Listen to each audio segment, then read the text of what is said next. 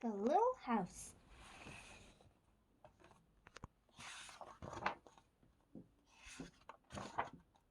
Once upon a time, there was a little house way out in the country.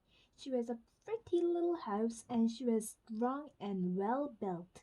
The man who built her so well said, "This little house shall never be sold for gold or silver, and she will live to see our great great grandchildren's great great grandchildren living in her." The little house was very happy, and she sat on the hill and watched the countryside around her. She watched the sun rise in the morning, and she watched the sun set in the evening. Day followed day, each one a little different from the one before, but the little house stayed just the same. In the nights she watched the moon grow from a thin new moon to a full moon, then back again to a thin old moon. And when there was no moon, she watched the stars. Way up in the distance, she could see the lights of the city. The little house was curious about city and wondered what it would be like to live it there.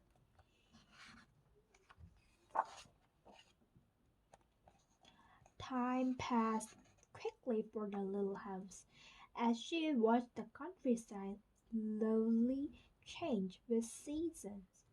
In the spring, when the days grew longer and the sun warmer, she waited for the first robin to return from the south. She watched the grass turn green. She watched the buds on the trees swell and the apple trees burst into blossom. She watched the children playing in the brook.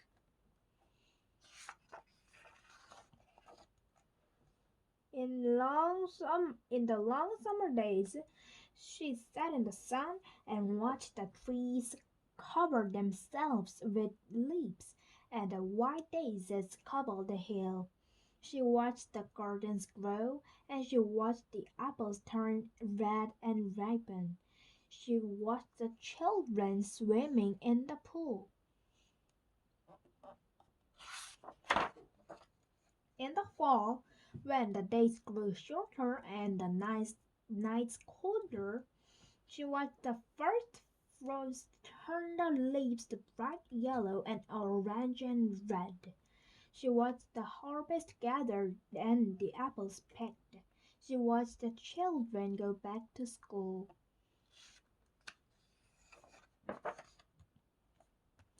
In the winter, when the nights were long and the days short, the country and the countryside covered with snow, she watched the children coasting and skating. Years follow year. The apple trees grow old and new ones were planted. The children grew up and went away to the city. And now at night the lights of the city seem brighter and closer. One day the little house was surprised to see a horseless carriage coming down the winding country road. Pretty soon there were more of them on the road and fewer carriages pulled by horses. Pretty soon along came some surveyors and surveyed a line in front of the little house. Pretty soon along came a steam shovel and dug a road the hill covered with daisies. Then some trucks came and dumped big stones on the road. Then some trucks with little stones. Then some trucks with tar and sand. And finally a steamroller came and rolled it all smooth. and the road was done.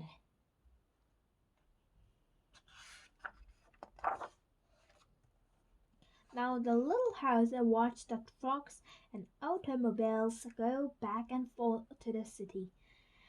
Gasoline station, roadside stand, and small houses followed the new road.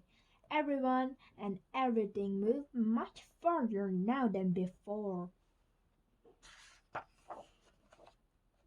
More roads were made, and countryside are divided into lots. More houses and bigger houses, apartment houses and tenement houses, schools, stores, and garages spread over the land and crowded around the little house. No one wanted to live in her and take care of her any more. She couldn't be sold for gold or silver, so she just stayed there and watched. Now it was not so quiet and peaceful at night. Now the lights of the city were bright and very close, and the street lights shone all night. This must be living in the city, thought the little house, and didn't know whether she liked it or not.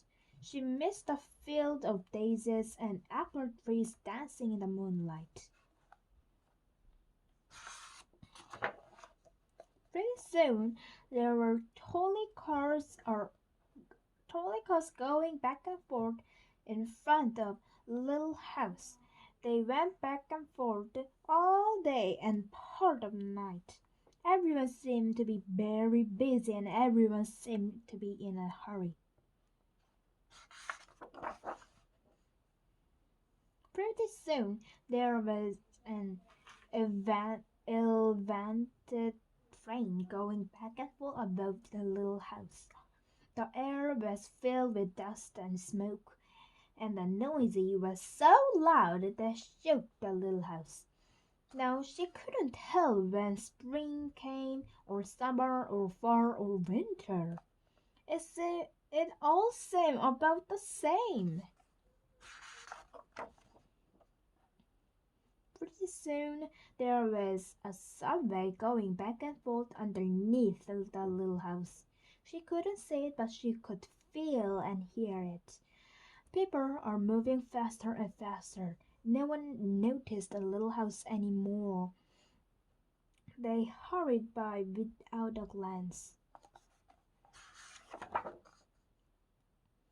Pretty soon they they fall down the apartment houses and tenement houses around the little house and started digging big cellars, one on each side. The steam shovel dug down 3 stories on one side and 4 stories on the other side.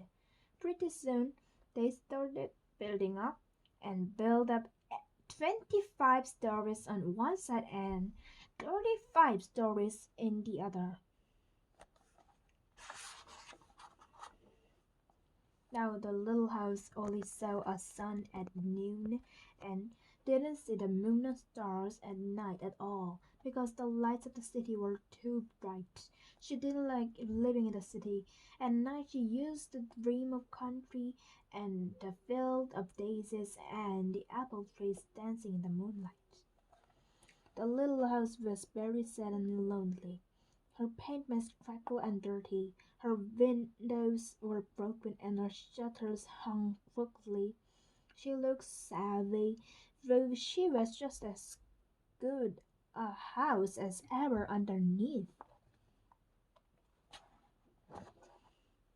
Then, one fine morning in spring, along came the great granddaughter of the man who built the little house so well.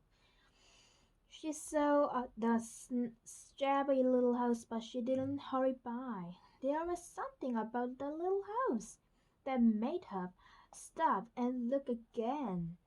She said to her husband, "The little house looks just like the little house my grandmother lived when she was a little girl. Only that little house was way out in the country on a hill covered with daisies and apple trees growing around. They found it. They found out it was the very same house, so they went to the movers to see if the little house could be moved. The mover looked at the little house all over and said, "Sure, this house is as good as ever. She spells so well, we could move her anywhere." So they jacked up the little house and put her on wheels. Traffic was held up for hours and as they slowly moved her out of the city.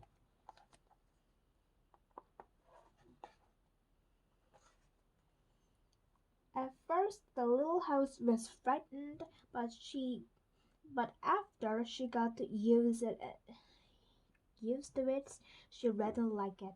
They rolled along the big road and they rolled around the little roads until they were way out in the country. When the little house saw the green grass and heard the birds singing, she didn't feel sad anymore. They went along and along, but they couldn't seem to find just the right place. They tried the little house here, they tried her there. Finally, they saw a little hill in the middle of a field, and apple trees growing around. "There," said the great granddaughter, "that's just the place." "Yes, it is," said the little house to herself. A sailor was stuck on the top of the hill, and slowly they moved to a house from the road to the hill. The windows and shutters were fixed, and once again they painted a lovely shade of pink. As the little house settled down on her new foundation, she smiled happily. Once again she could watch the sun and moon and stars. Once again she could watch spring and summer and fall and winter come and go. Once again she was living and taken care of. Never again would she be curious about the city. Never again would she want to live there. The stars twinkled above her. A new moon was coming up. It was spring, and all was quiet and peaceful in the country. The end.